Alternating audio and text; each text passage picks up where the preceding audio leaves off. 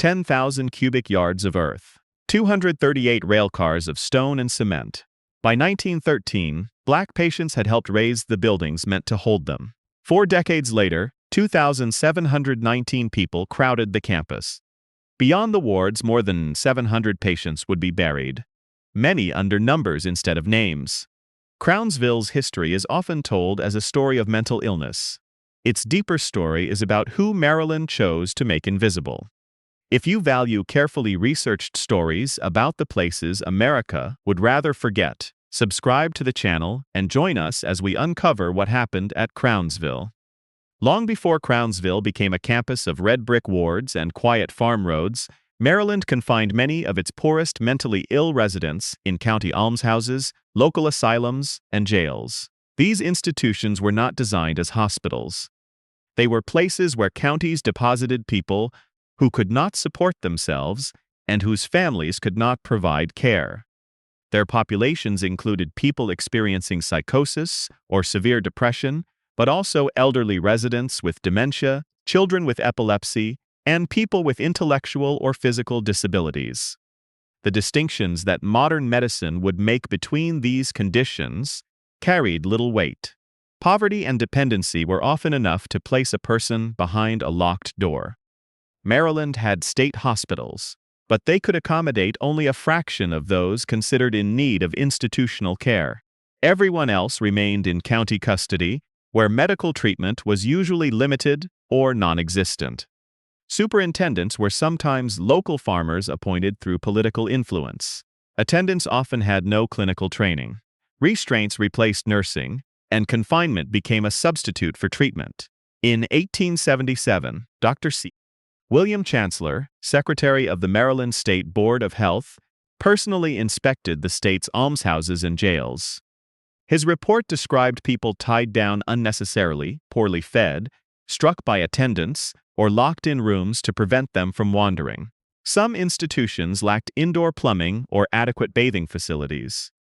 In one case, improperly applied restraints caused injuries so severe that a patient died after gangrene developed in his hands. For the mentally ill, Chancellor wrote, "The entrance to an almshouse might as well carry the warning that whoever entered had left hope behind." His report was unusually direct, but it was not enough. Similar descriptions appeared for the next 3 decades. The Maryland State Lunacy Commission, created in 1886, inspected institutions and reported its findings to the governor. Yet it possessed little power to force counties to improve conditions. Its annual reports might condemn overcrowding, untrained attendants, filthy rooms, and excessive restraint, but few members of the public ever read them. The state recorded the abuses without accepting full responsibility for ending them. For Black Marylanders, the system was even more restrictive. Segregation did not simply place them in separate rooms. It determined the quality of the buildings, the amount of money spent, and the institutions to which they could be admitted. In some counties, accommodations for Black residents consisted of dilapidated cabins or structures associated with the era of slavery. Rooms were colder, more crowded, and more poorly supplied than those reserved for white residents. One Lunacy Commission official concluded that farm animals sometimes received better care. The commission repeatedly called for a proper state institution for Black patients. Within the racial assumptions of the period, however, proper care almost always meant separate care. Reformers could recognize that Black patients were being abused while accepting the belief that they should not share hospitals with white patients. The demand for humane treatment and the demand for segregation advanced together. Maryland made its first serious commitment to state responsibility with the State Care Act of 1904. The law promised that the state would take over the care of indigent mentally ill residents beginning in 1909. In theory, it would end the practice of leaving them in county almshouses and jails. In practice, Maryland had nowhere to put them. Existing hospitals lacked sufficient beds, while the construction of roads competed successfully for public money. The effective date was postponed until January 1911. By 1908, members of the Lunacy Commission understood that another written warning would accomplish little. under its president, Dr. Hugh Young, and its secretary, Dr. Arthur P. Herring, the commission began using photography as an instrument of reform. Herring carried a camera into almshouses and asylums across Maryland. He photographed barred windows, crowded hallways, restraint devices, decaying buildings, and people chained inside rooms that resembled cells. The most powerful images came from Monteview Asylum in Frederick County. Once praised as a model institution, Monteview had become dangerously overcrowded, particularly in the wards holding Black patients from across Maryland. The photographs showed men and women lying on floors, wrapped in blankets or restrained in unclean rooms. What decades of official language had failed to communicate could now be understood in a glance. In January 1909, the commission displayed its photographs and examples of shackles and restraint devices at Johns Hopkins University. Newspapers described the exhibition, while Herring presented the images in public lectures. The campaign transformed the treatment of the mentally ill poor from an administrative problem into a political embarrassment. Maryland could continue delaying state care, but it could no longer claim ignorance. On April 11, 1910, the General Assembly passed Chapter 250, creating what the law called a Hospital for the Negro Insane of Maryland. It appropriated $100,000 for land and construction.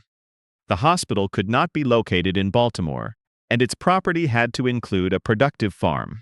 Late that year, the state purchased the approximately 566-acre Boswell Garrett Farm near Crownsville for $19,000.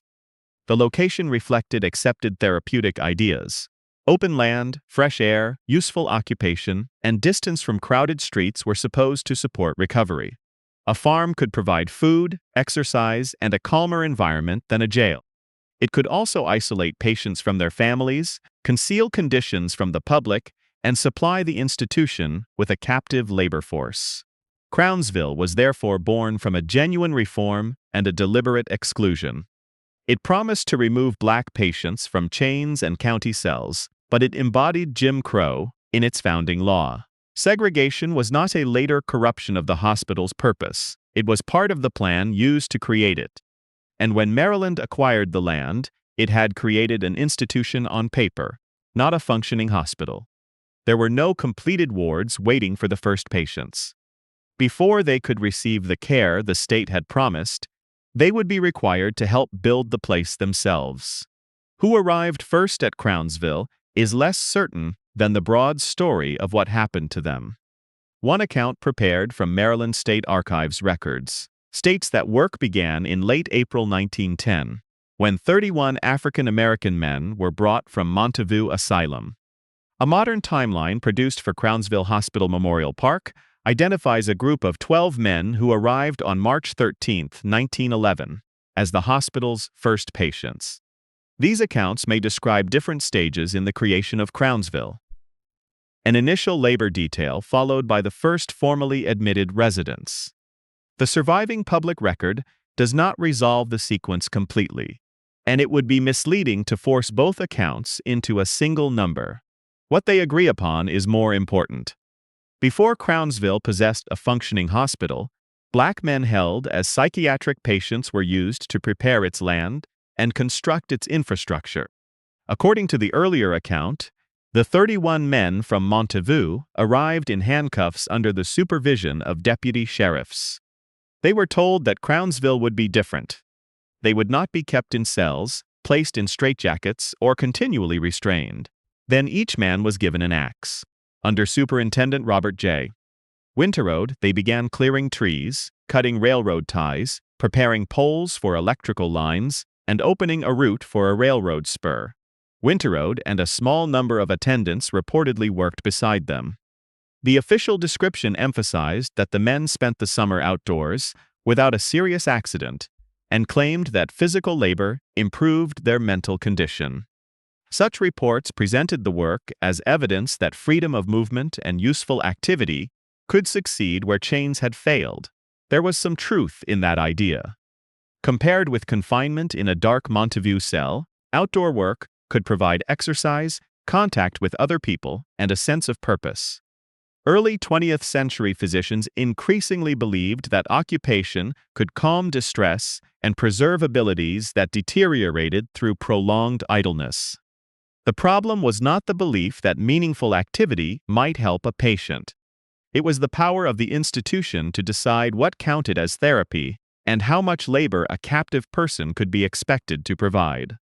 The 12 men who arrived in March 1911 did not enter a completed ward.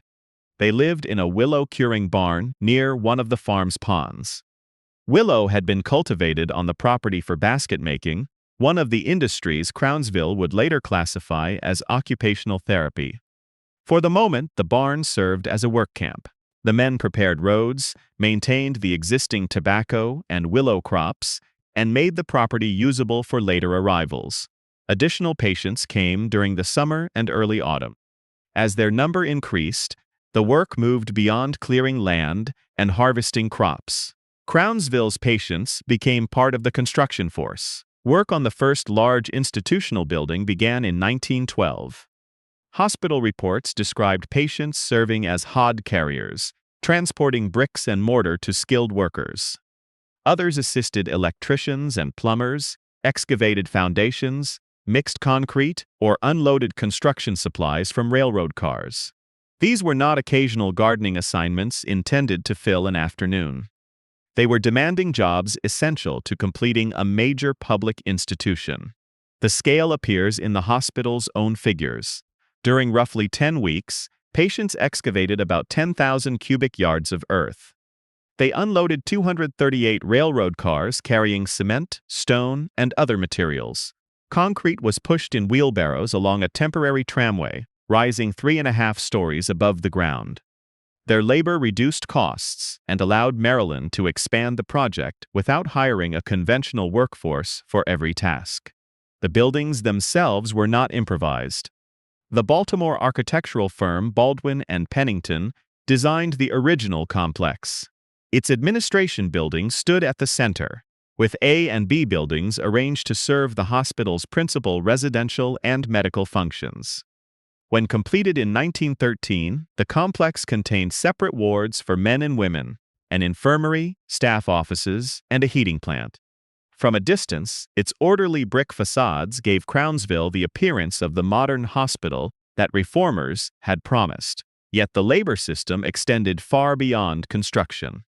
Patients cooked, cleaned, cultivated crops, repaired equipment, and washed clothing. One report from 1912 described the hospital laundry as being operated by 2 adult men and a 10-year-old boy with epilepsy. The child had been taught to feed garments into a mechanical wringer. Together, the 3 reportedly washed and ironed more than 40,000 pieces during the year. The language of the period treated this detail as evidence of training and productivity. It did not ask whether a 10-year-old child should have been operating industrial laundry equipment or why 3 patients were responsible for such an enormous volume of work. Institutional records measured what their labor produced more carefully than the choices available to the people performing it. That distinction lies at the center of Crownsville's early history. Occupational therapy can be voluntary, supervised, and directed toward the needs of the patient. Labor becomes something else when an institution depends upon it, provides little or no pay, and controls the worker's movement, treatment, and possibility of release. Crownsville's patients could not negotiate their hours or demand safer assignments. Refusing work could be interpreted not as a decision, but as another symptom of illness. In 1912, Maryland replaced the explicit name hospital for the Negro insane with Crownsville State Hospital. The new title sounded geographic and neutral. It allowed the institution to appear in budgets and public records without announcing the racial policy that had created it. Nothing fundamental had changed. Crownsville remained the state hospital to which Black patients were directed because other state institutions would not accept them on equal terms. By 1913, the first permanent buildings were ready. Maryland could now point to Crownsville as proof that it had removed Black patients from county jails and almshouses. But the state had constructed its reform through the labor of the people it claimed to rescue. Their work had raised the walls, connected the utilities, and prepared the farm. Now Maryland intended to fill the beds behind those walls. As the population grew, every new patient would become not only another person to house and treat, but another pair of hands on which Crownsville expected to depend. On October 29, 1915, approximately 200 patients from Baltimore City were transferred to Crownsville. Their arrival altered the scale of the institution almost overnight. What had begun as a work camp around a few new buildings was becoming a permanent settlement, with residential wards, farm fields, workshops, kitchens, a laundry, utility systems, and staff housing. Crownsville was no longer simply a hospital placed on a farm. It was developing into an institutional village expected to supply much of what it consumed. Self-sufficiency was a familiar ideal in American state hospitals. A farm could provide fresh food at a lower cost, while workshops reduced dependence on outside contractors. Physicians also believed that regular occupation might help patients preserve physical ability, concentration, and social habits. At its best, useful work offered relief from the stillness of a crowded ward. But self-sufficiency created a dangerous financial arrangement. The more Crownsville depended on patient labor, the more difficult it became to separate treatment from institutional necessity. Crops had to be planted regardless of whether farm work suited the people assigned to it. Meals had to be prepared, clothing washed, buildings heated, and animals cared for every day. The hospital's needs did not pause when a patient was exhausted, distressed, or unwilling to work. The population being asked to perform these duties also extended far beyond people with conditions that would now be classified as psychiatric illnesses. Crownsville received children and adults with epilepsy, cerebral palsy, intellectual disabilities, dementia, and the effects of brain injuries.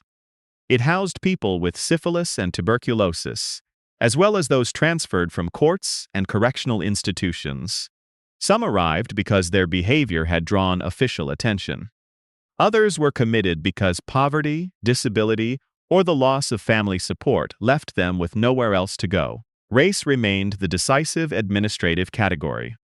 White Marylanders could be directed to different institutions based on age, diagnosis, or perceived treatment needs. Black Marylanders with widely different conditions were far more likely to be sent to Crownsville because it was the state facility designated to receive them. The result was a single campus attempting to function simultaneously as a psychiatric hospital, developmental institution, tuberculosis facility, children's home, geriatric ward, and forensic hospital. Disease made those combinations particularly dangerous. Smallpox and scarlet fever appeared during Crownsville's early years. Tuberculosis became a recurring threat. The institution lacked enough separate buildings to isolate contagious patients, especially during the winter. People with infectious diseases therefore lived near residents whose age, disability, or poor nutrition made them especially vulnerable. Hospital reports recorded the consequences in percentages and annual totals. Those figures could make suffering appear orderly, but they revealed an institution where death was an ordinary part of administration. In the 1914-1915 reporting period, tuberculosis accounted for a substantial share of the deaths. The disease remained embedded in Crownsville for years because the hospital could not reliably separate diagnosis, housing, and treatment. By 1920, Crownsville held 521 patients. Its medical staff consisted of 2 physicians, one of whom was the superintendent. 17 nurses and attendants performed much of the daily care, assisted by 1 social worker and a small group of other employees. Even if every staff member had worked continuously, there were too few of them to provide sustained individual treatment. Patient labor filled the space left by that shortage. In the occupational section of the 1920 census, approximately 68% of Crownsville's residents were listed with hospital job assignments.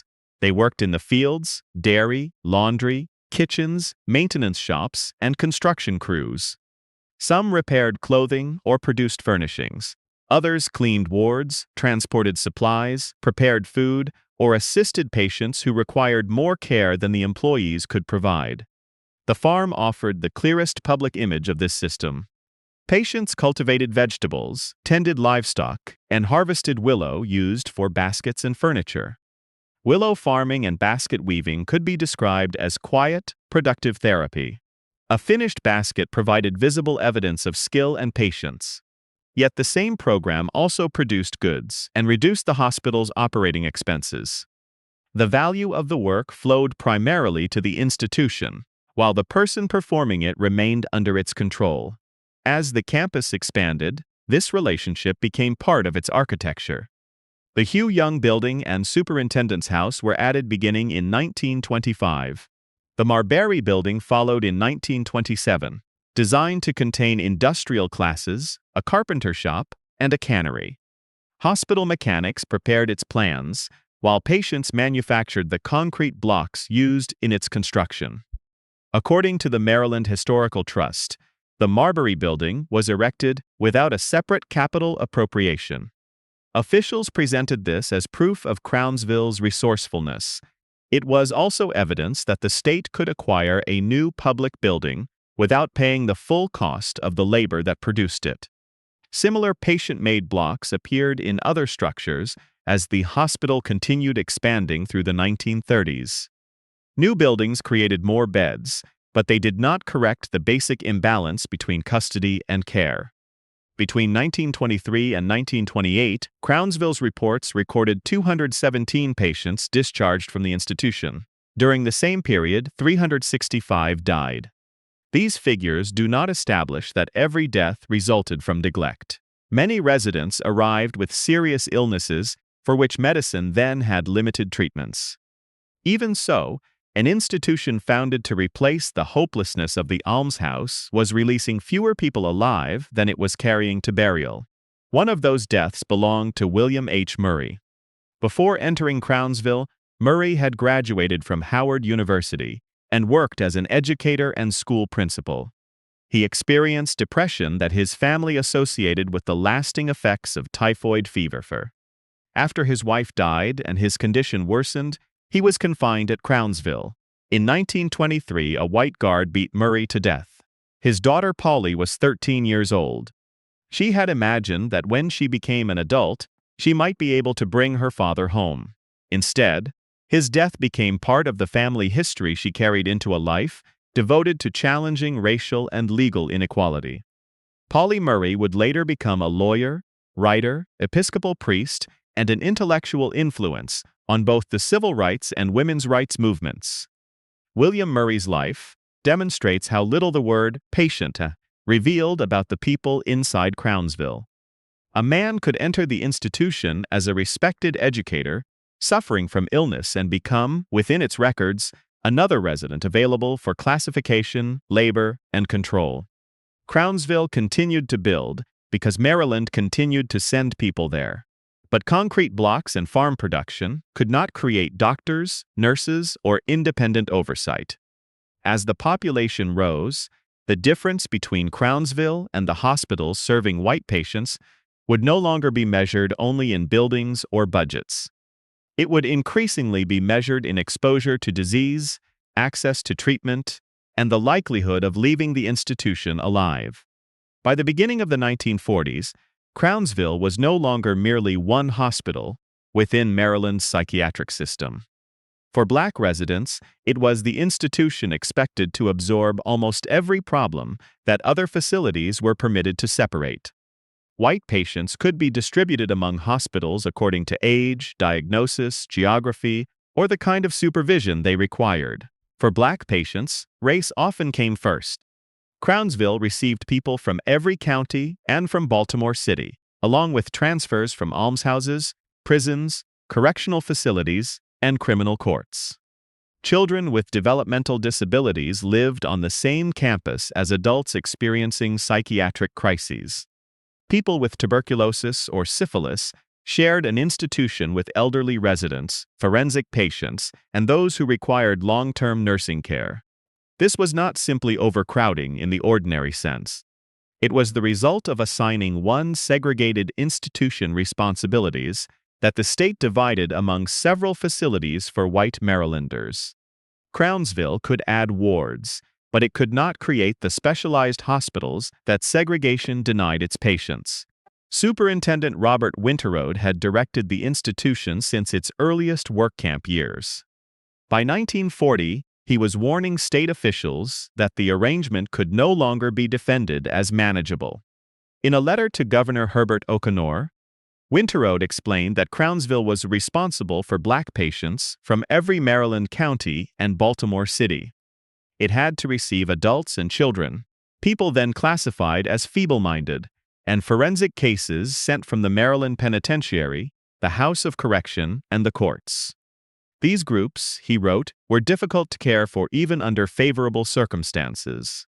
At Crownsville, they were placed together in buildings without adequate space for separation, occupation, or treatment. Winterode told the governor that he had raised the issue repeatedly. His warning did not describe an unexpected emergency. It described a structure the state had allowed to become permanent. World War II placed additional pressure on psychiatric hospitals across Maryland. Employees left for military service or better-paying defense work. Construction materials became harder to obtain, while state institutions continued receiving patients. Returning service members also brought mental health needs that public systems were poorly prepared to address. It would be misleading to suggest that Crownsville alone experienced wartime shortages. Spring Grove and Springfield also became overcrowded and understaffed, but equal pressure on unequal institutions did not produce equal results. Crownsville entered the war with fewer resources, a wider range of responsibilities, and no alternative state facility to which most black patients could be sent.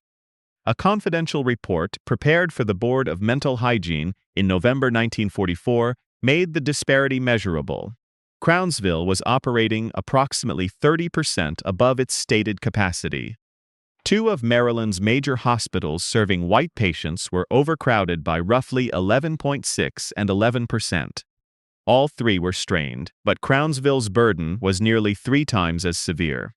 The same report compared mortality over the preceding 5 years. Crownsville averaged approximately 102 deaths for every 1,000 patients. The two large institutions serving white populations recorded rates of about 59 and 60 per 1,000. Those figures did not establish the cause of every death. Crownsville received people with advanced tuberculosis, untreated syphilis, severe disabilities, and other conditions for which treatment remained limited. Yet that explanation cannot be separated from segregation. The state had chosen to concentrate those patients in the institution with the least ability to isolate disease, provide nursing, or maintain appropriate wards.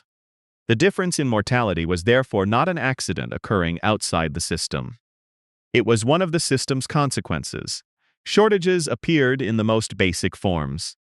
During one inspection, approximately 25 residents in the Division for People with Intellectual Disabilities were found without clothing. A visitor in 1944 reported markedly different conditions between sections of the same building, with boys receiving especially poor care. Children who needed education, protection, and specialized nursing instead spent their days in crowded rooms with little meaningful activity. Adults and children continued to occupy the same wards. Patients judged capable of working were assigned to feed, wash, or supervise those with greater needs. This arrangement could be presented as cooperation within the hospital community. In practice, it transferred clinical responsibilities to people who were themselves confined and receiving inadequate care. The shortage became especially dangerous in forensic wards. In a 1945 letter to the governor, Maryland's Commissioner of Mental Hygiene described a recent night when one employee had been responsible for approximately 90 men committed through the criminal justice system. One attendant could not observe 90 people closely, intervene safely in a crisis, or provide individual treatment. The ward could function only through locked doors, rigid routines, restraint, and the assistance of selected patients. As staffing diminished, custody displaced medicine. Attendants were expected to prevent escapes, fights, injuries, and fires while also distributing food, maintaining hygiene, and caring for people who could not dress or feed themselves. Under those conditions, keeping the ward quiet became more urgent than understanding why a person was distressed. Restraint saved time. Sedation substituted for conversation. Neglect could become routine without requiring an explicit order from anyone. Meanwhile, the population continued climbing. Crownsville grew from 521 patients in 1920 to approximately 2,800 by the end of the 1940s. The campus was commonly described as having been designed for about 1,100. Beds were placed close together, mattresses appeared on floors, and rooms intended for one purpose were converted into sleeping areas. Expansion had given Crownsville more square footage, but each addition was filled before the institution acquired enough people to operate it. Black civic organizations had begun challenging these conditions before the state admitted the depth of the crisis. NAACP representatives visiting Crownsville during the 1940s reported abuse, inadequate recreation, limited education, and employees without sufficient training. They also confronted a contradiction visible in every department. Crownsville existed for Black patients, yet Black professionals were excluded from caring for them. Until 1948, the hospital's paid professional staff remained white. Qualified Black psychologists, social workers, nurses, and physicians could be denied positions even while Maryland claimed that it could not find enough employees. Segregation, therefore, did more than separate patients. It restricted the labor pool, prevented the surrounding Black community from exercising influence inside the institution, and preserved a structure in which nearly every person holding authority came from outside the population Crownsville served. None of this was unknown. Superintendents had written letters. Inspectors had counted beds, clothing, staff, and deaths. The Board of Mental Hygiene possessed comparative figures showing that conditions at Crownsville were worse than those at hospitals serving white patients. The failure was not an absence of information. It was the state's ability to keep that information inside administrative files. That protection was beginning to weaken. The NAACP was applying pressure, Black newspapers were publishing allegations, and Crownsville could no longer prevent outsiders from comparing its promise with its wards. Soon, the public would know the system by a name Maryland could not easily dismiss. Maryland's shame. But behind the visible overcrowding lay another story, less easily captured in photographs. What happened when doctors were given almost unchecked authority to treat the people confined inside? The absence of adequate care at Crownsville did not mean that medicine remained outside its walls.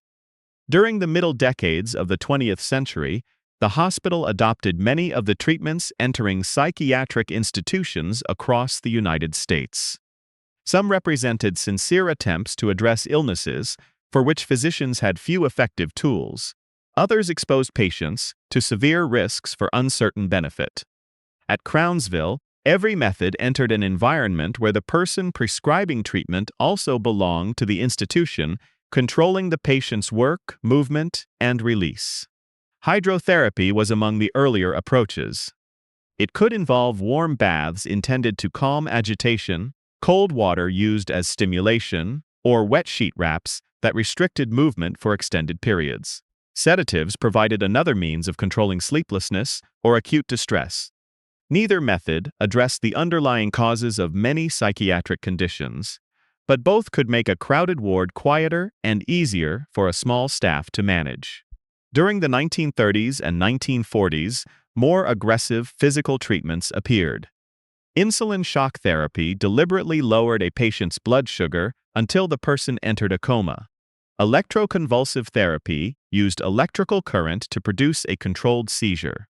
Early versions of the procedure were administered before modern anesthesia and muscle relaxants became standard, making the experience more physically dangerous than present-day ECT.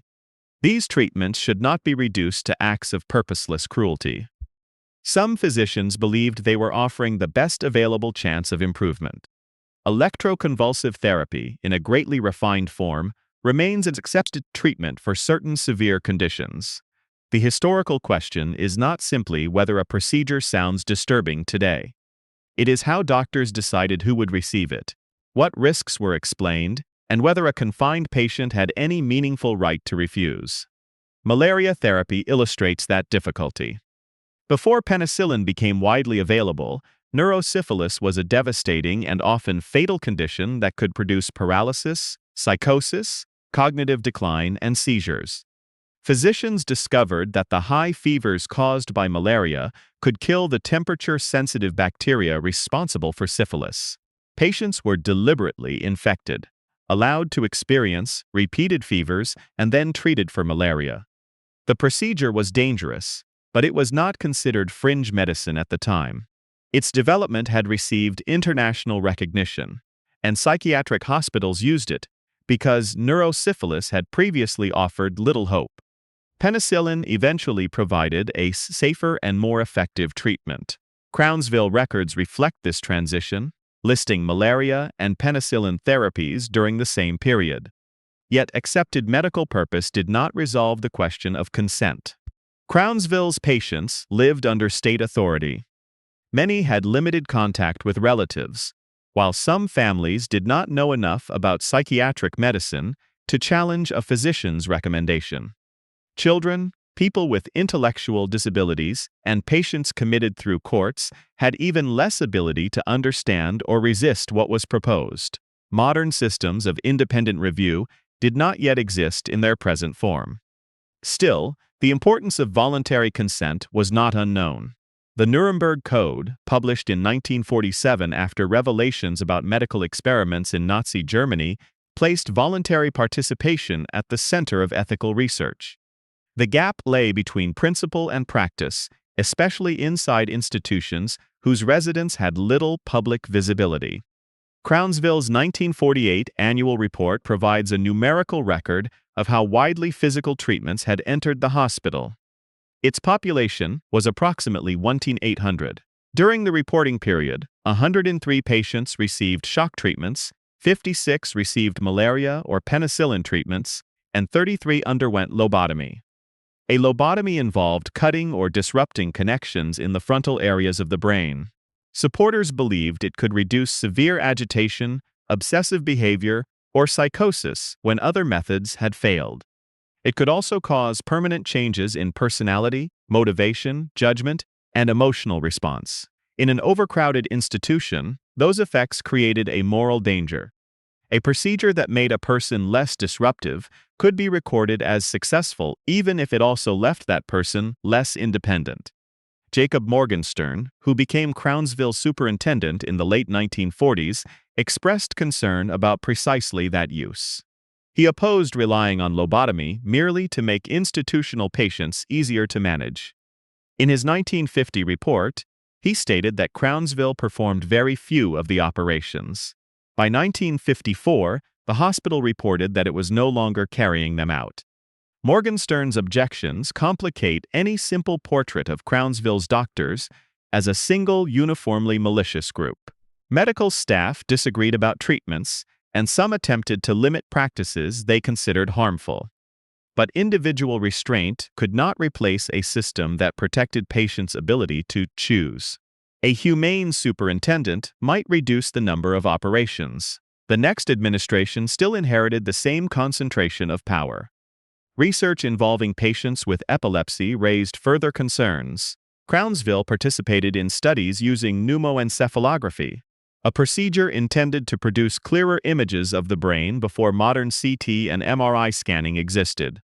Physicians removed cerebrospinal fluid and introduced air or another gas, allowing the brain structure to appear more clearly on X-rays. The procedure could cause severe headaches, nausea, vomiting, seizures, and prolonged discomfort.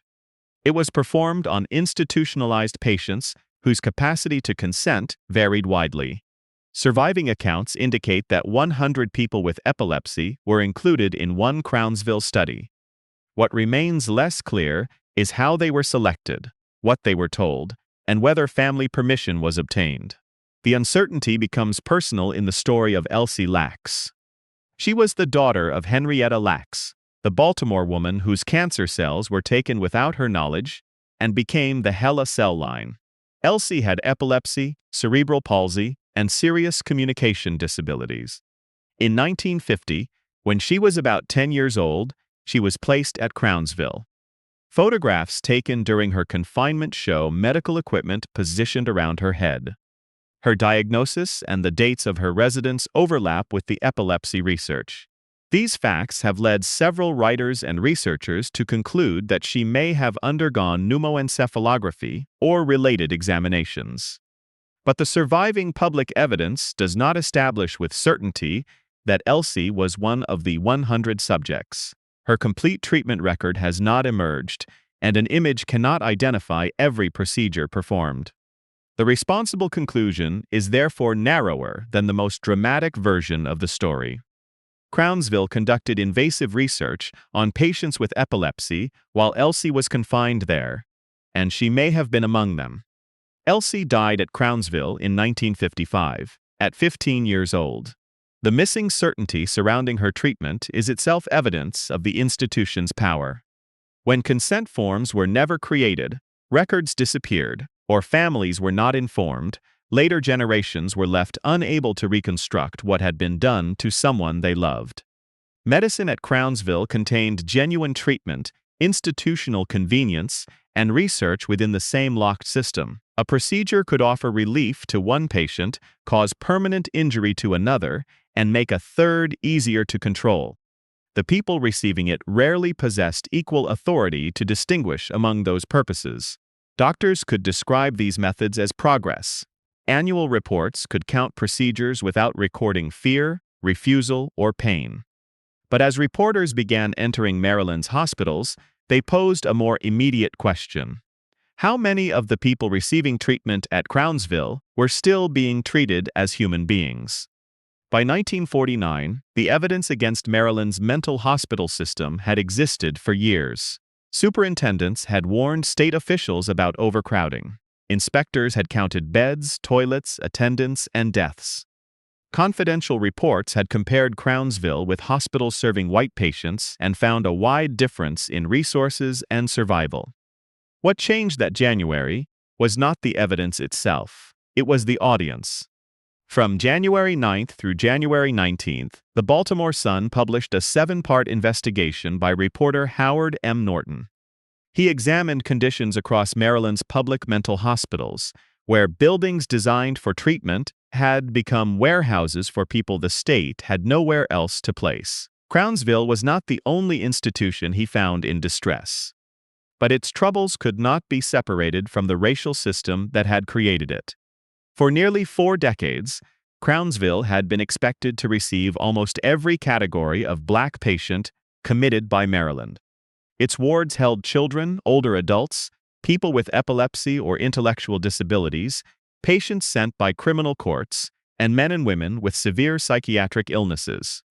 The hospital carried this unusually broad responsibility with fewer employees, less space, and a long dependence on patient labor. Norton's articles brought that arrangement into the homes of ordinary Marylanders. Detailed descriptions and photographs made it harder to treat overcrowding as an administrative abstraction. Readers could see what happened when too many people were placed in buildings without enough beds, bathrooms, clothing, medical attention, or supervision. One installment appeared under the title Maryland's Shame, the worst story ever told in the Sun papers. The language was unusually severe for a newspaper that had reported on the state's institutions for years. It suggested that Maryland could no longer describe these conditions as an unfortunate shortage. They represented a public failure maintained through repeated political decisions.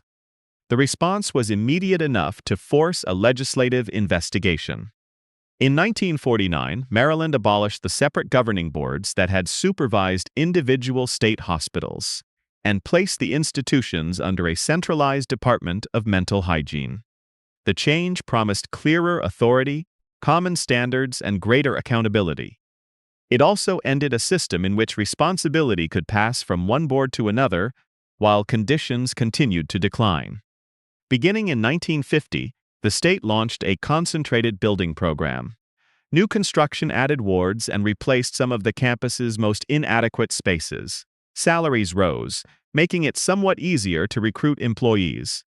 Additional professional and direct care staff entered a system that had long attempted to operate with too few people.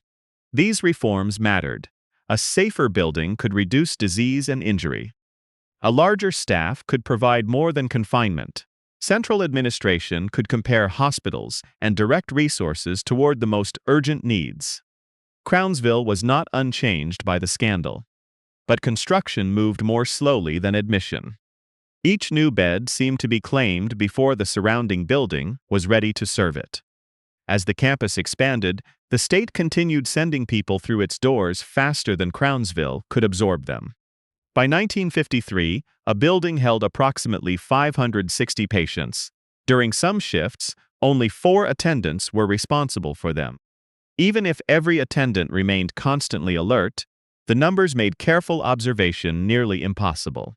A medical emergency, an argument, or a frightened patient in need of reassurance could pull attention away from hundreds of others. In one women's ward, 78 patients shared 28 beds. The shortage did not end with sleeping space. Hot water, bathtubs, and toilets were also inadequate for the population assigned to the ward. These conditions were not evidence that the patients themselves were beyond orderly care. They showed that the institution had been asked to contain more people than its rooms, plumbing, and employees could support. Under such pressure, the distinction between treatment and control narrowed. Staff members were expected to preserve order without the numbers required to know individual patients. People who needed quiet, privacy, or specialized attention were placed in crowded rooms. Patients capable of helping continued to supervise, clean, carry, and maintain the institution around those who could not. During the 1950s, several disturbances broke through the controlled language of hospital reports. In 1953, police responded to one patient uprising with tear gas and fire hoses. The event could be described as a security crisis, but it was also the result of a hospital losing the ability to maintain order through care. When hundreds of confined people had too little space, too little attention, and limited control over their own lives, force became the state's final method of administration. Crownsville's population reached 2,719 in 1955, the highest recorded census in its history. The hospital failed to receive accreditation because it remained overcrowded and inadequately staffed. The verdict came 6 years after the newspaper investigation, and after Maryland had begun spending more money. New buildings had enlarged the institution, but they had not yet changed the conditions that governed life inside it. The old economic structure also survived. In 1958, more than 600 patients held work assignments across more than 55 kinds of jobs. They labored in kitchens, laundries, wards, workshops, maintenance crews, and other departments necessary to keep the campus operating. Some may have valued the activity or the skills it provided. But Crownsville still relied upon their unpaid work to compensate for services the state had not fully funded. Maryland's shame had forced the government to acknowledge what its own reports had already established. It changed administrative authority, salaries, construction budgets, and public expectations. It did not simply produce more of the same hospital. Yet it also failed to remove the principle on which Crownsville had been founded.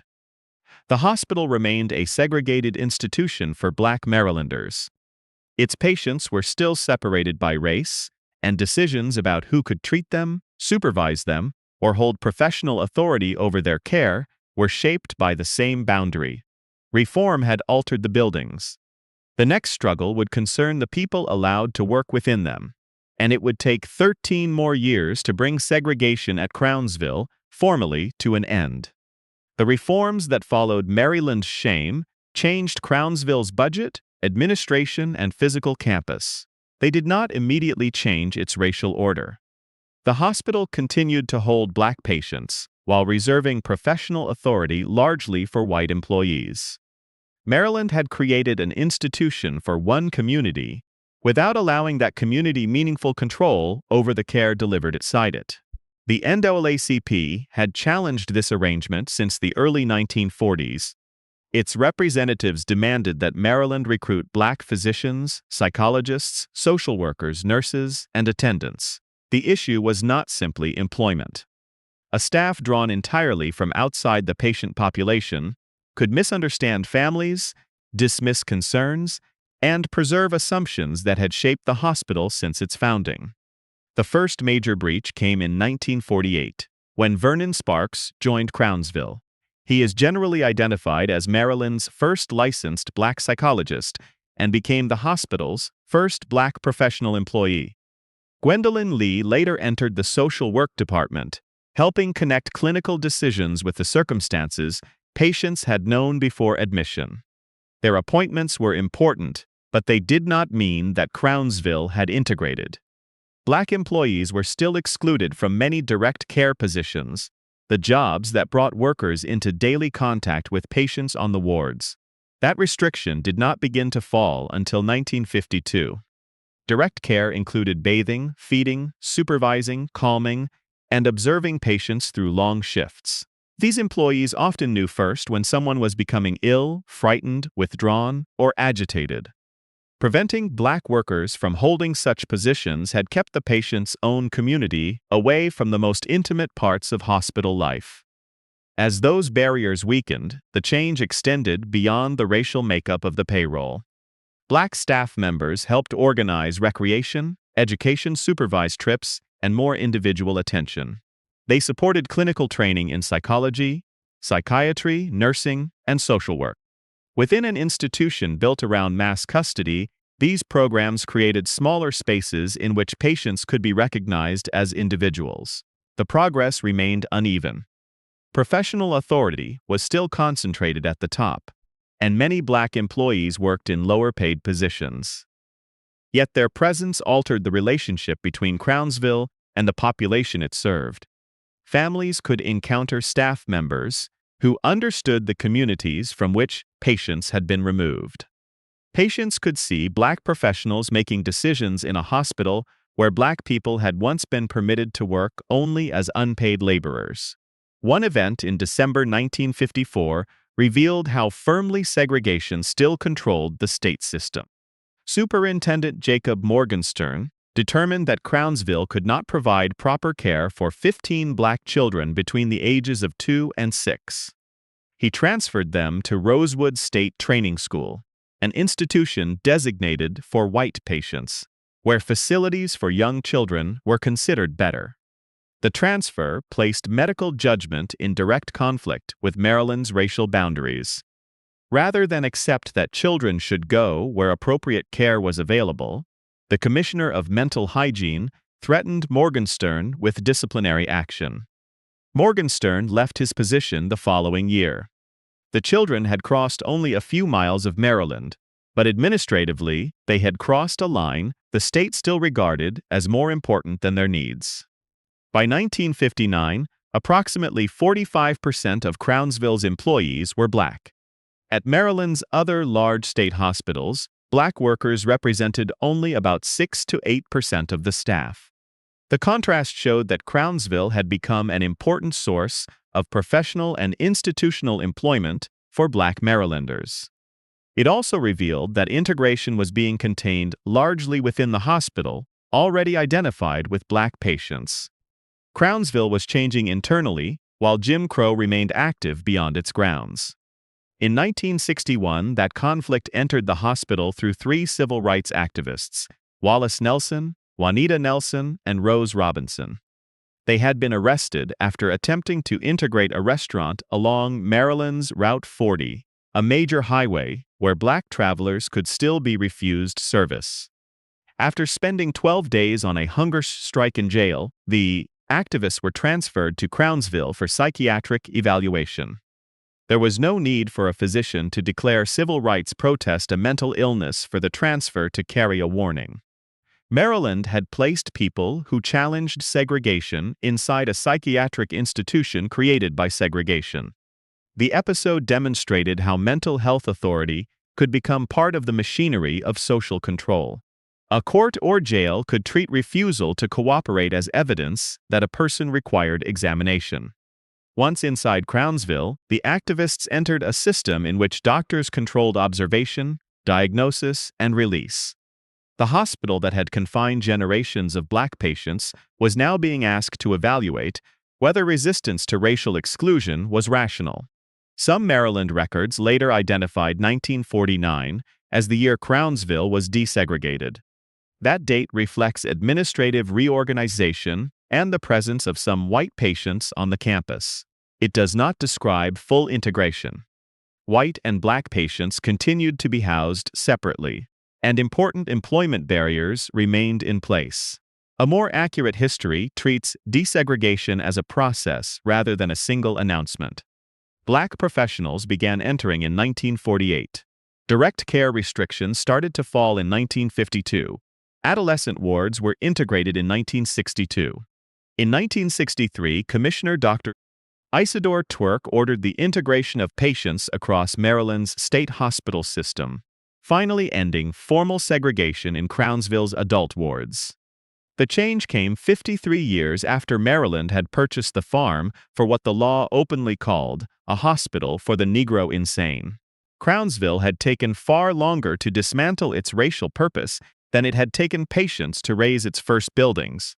In 1964, Dr. George Mackenzie Phillips became Crownsville's first Black superintendent. His appointment placed a Black physician in authority over an institution where every professional employee had been white less than 2 decades earlier.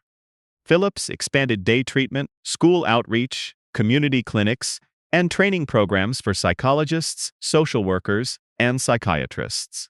Under his leadership, Crownsville began reaching beyond its own walls. Treatment no longer had to begin with confinement or end with discharge. A child could receive assistance through a school program. An adult could visit a clinic while continuing to live in the community. Students could train at Crownsville and carry their experience into other institutions.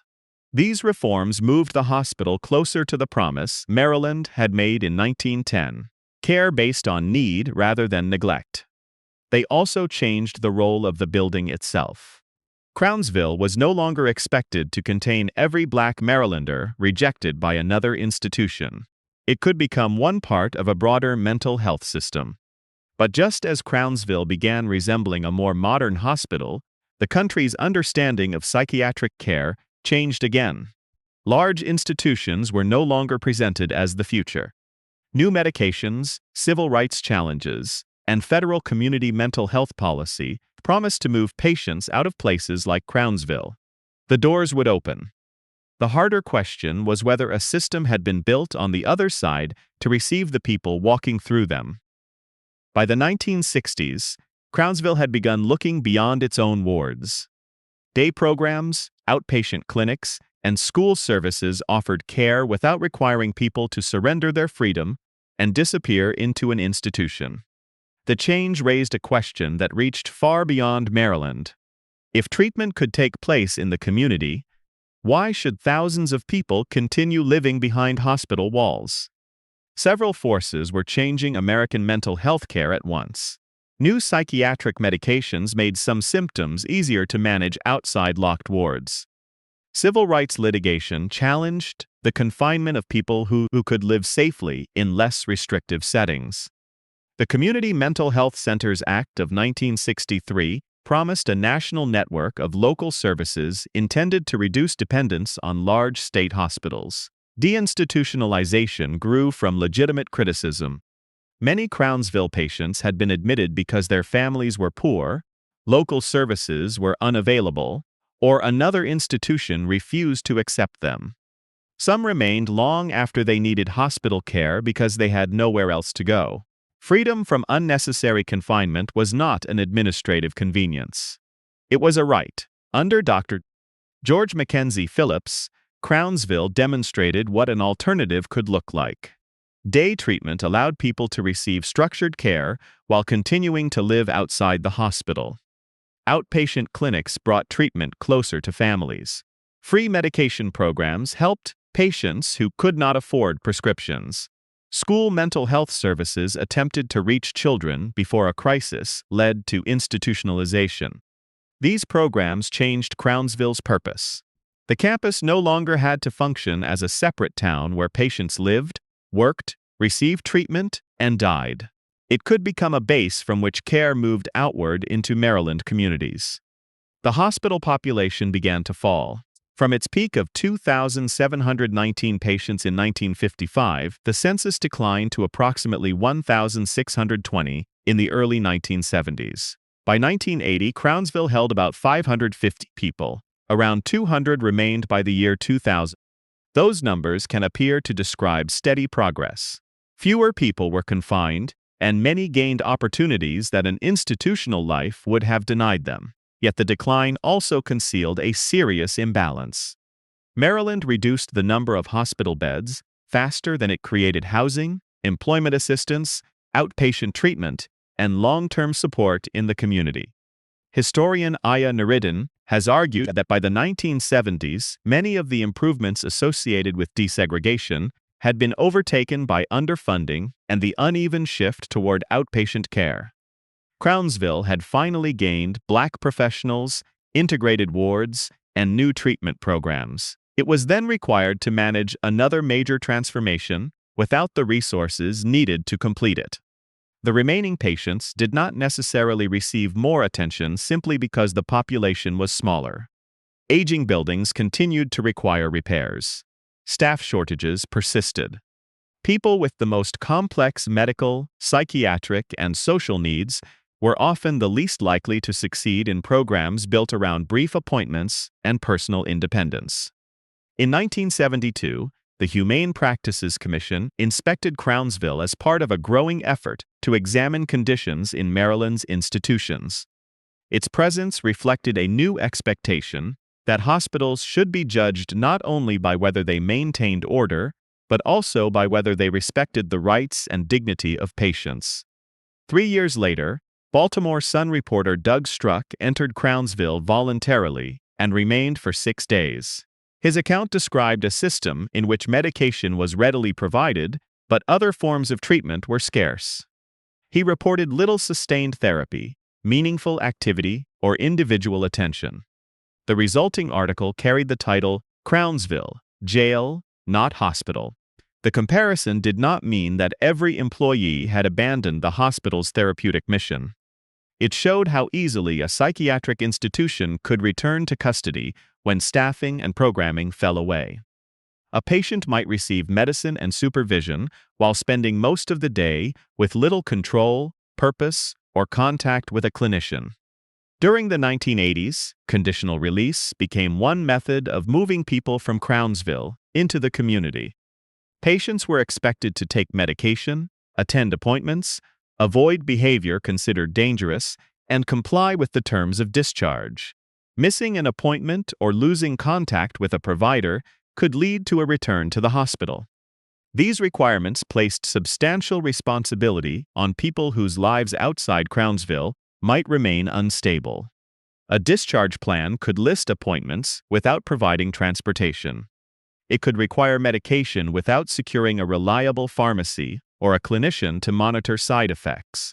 It could assume that a patient had a home, family support, or employment when none of those things existed. Hospital staff sometimes resisted discharges they believed would send people into shelters, onto the streets, or into unsafe living arrangements. Their objections complicate any account that treats closure as a simple contest between a cruel institution and freedom outside it. Crownsville had confined people unnecessarily, but it had also provided food, shelter, medication, and continuing supervision to individuals Maryland had not prepared to support elsewhere. As community services failed to meet the need, other public systems absorbed part of the hospital's former role. Emergency rooms became temporary points of psychiatric care. Homeless shelters housed people with serious illnesses they were not designed to treat. Police and courts encountered individuals whose crises might once have led directly to a state hospital. By approximately 1996, nearly 60% of admissions to Crownsville were connected to the criminal justice system. The figure did not mean that most people with mental illness were violent. It showed that arrest, court involvement, or incarceration had become a common route back into institutional care. Superintendent Ron Hendler attempted to address the conditions facing this changed population. He reorganized staff, repaired parts of the campus, and strengthened supervision.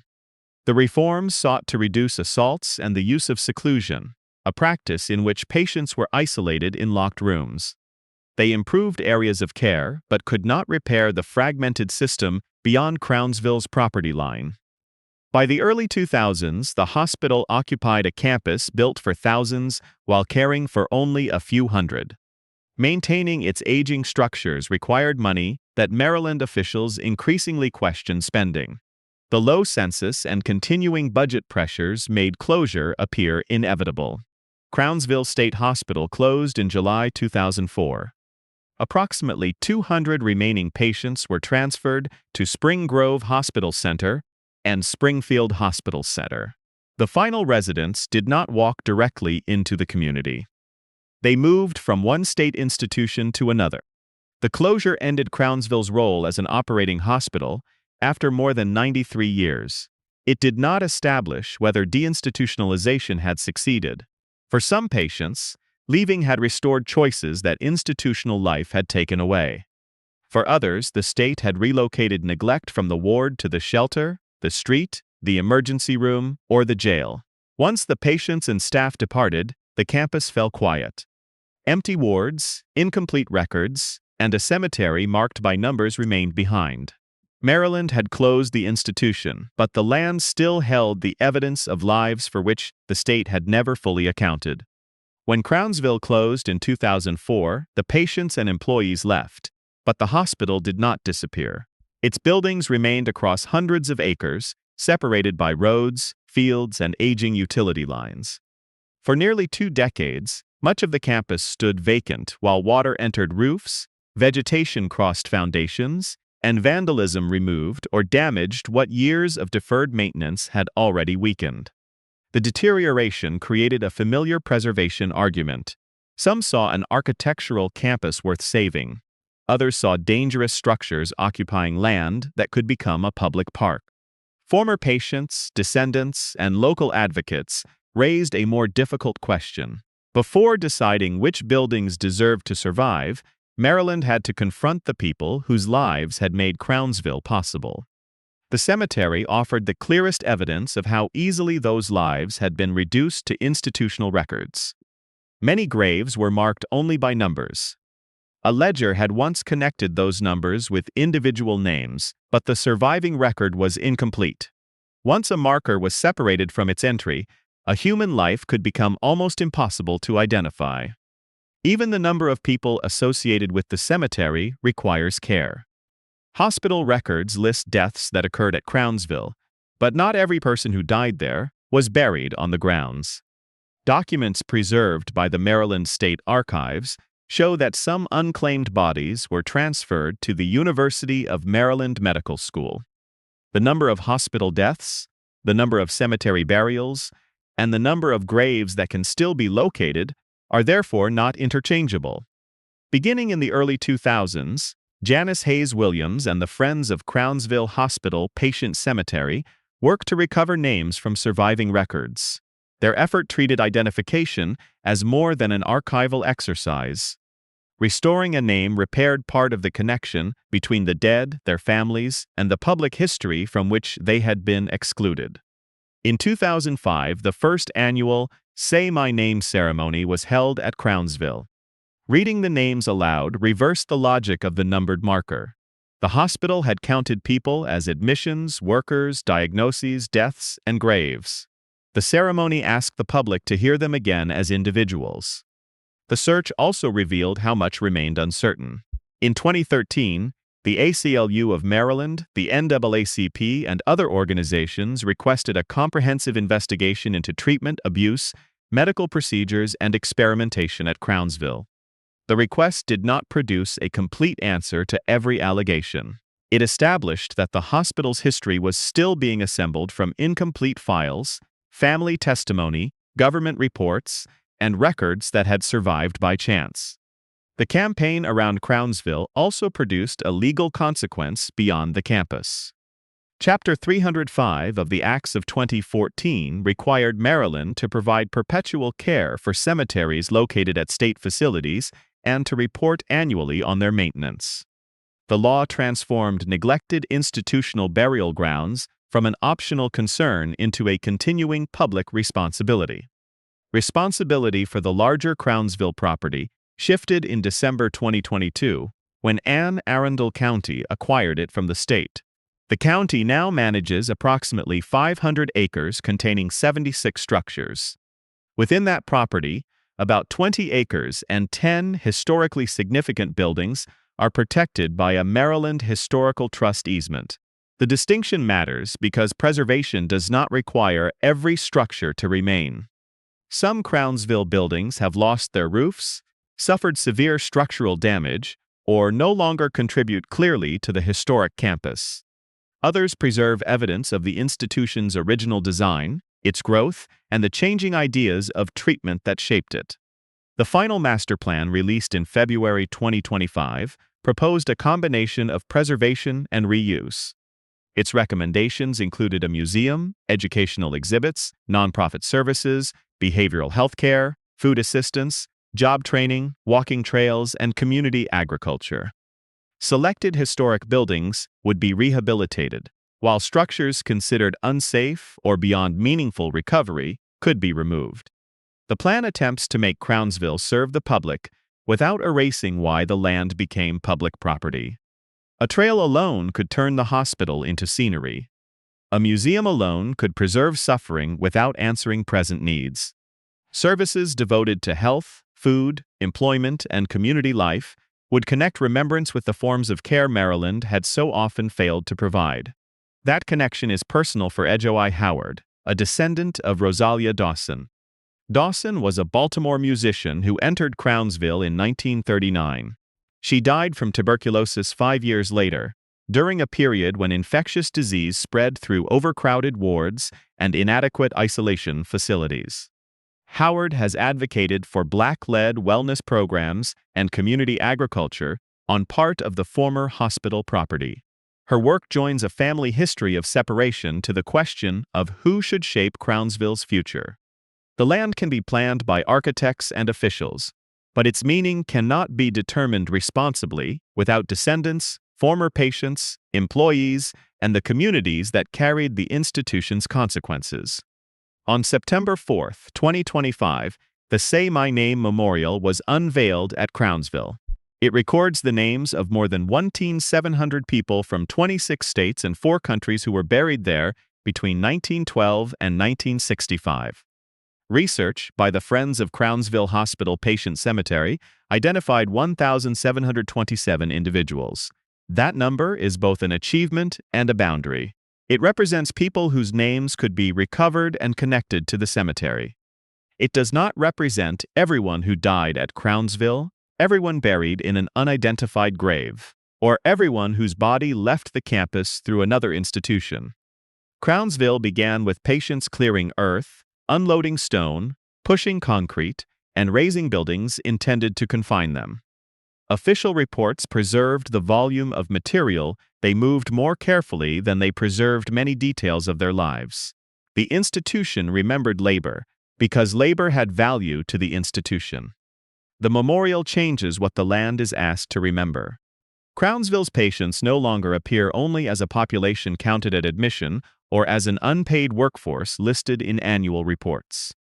Their names now stand on the same ground where patients once built wards, worked farms, washed clothing, cared for one another, and were buried. Saving Crownsville cannot mean protecting brick while leaving that history outside the walls. Nor can preservation turn the campus into a motionless monument to suffering. The most faithful future would combine accurate history with services that allow people to remain healthy, housed, connected, and known within their own communities. The promise made in 1910 was that Maryland would replace neglect with care. Crownsville fulfilled part of that promise by removing some people from jails and almshouses. It broke the promise by building care around segregation, forced dependence, unequal medicine, and institutional silence. What remains is an opportunity to answer that failure differently. Crownsville can preserve buildings without allowing architecture to become the central victim. It can become parkland without treating the past as an inconvenience. It can return authority to communities whose families supplied its patients, workers, professionals, reformers, and dead. The hospital once made people disappear behind its name. Its future begins by speaking theirs.